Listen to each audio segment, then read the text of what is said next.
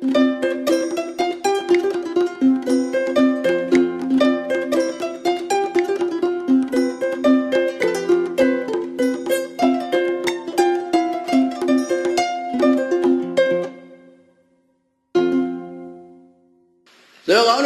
ေတန်ဖို့တွေရောအထာဏမေတ္တန်တွေရောဣတိပိသောရောပဋ္ဌာန်းတွေရောအမတန်မကောင်းဘူးလားဗျာကုသိုလ်ရဖို့ဆိုရင်အကုန်လုံးရွတ်ကောင်းတယ်အကုန်လုံးပေကြီး၁၁သုတ်ကောကျန်တာတွေရောဓမ္မစကြာတွေရောအကုန်ရွတ်ကောင်းတယ်သူတော်ကောင်းဒါကောင်းတဲ့တရားတွေပဲ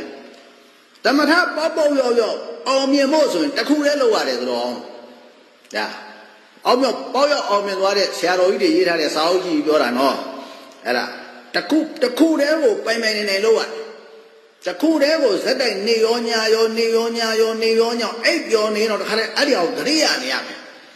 တကယ်လို့ရင်တကယ်ဆွဲတယ်သူတော်အဲ့ဒီလိုတခုကိုတခါတည်းဆွဲမိမဲ့လို့တော့မှအမြင်ကြားတွေရစိတ်စွမ်းအားတွေတကိုးစွမ်းအားတွေရ